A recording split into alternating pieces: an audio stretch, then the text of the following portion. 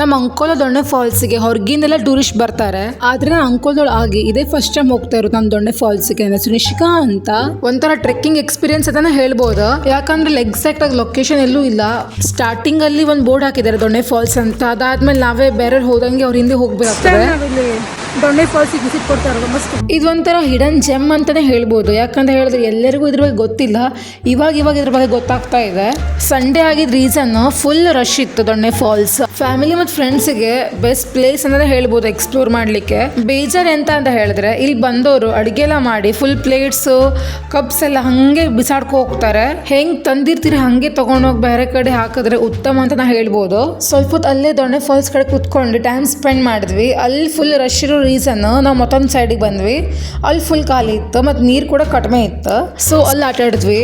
ಎಲ್ಲ ಮುಗಿಸ್ಕೊಂಡು ಹೋಗ್ಬೇಕಿದ್ರೆ ಫುಲ್ ಮಳೆ ಹರಿತಾ ಹೋದ್ವಿ.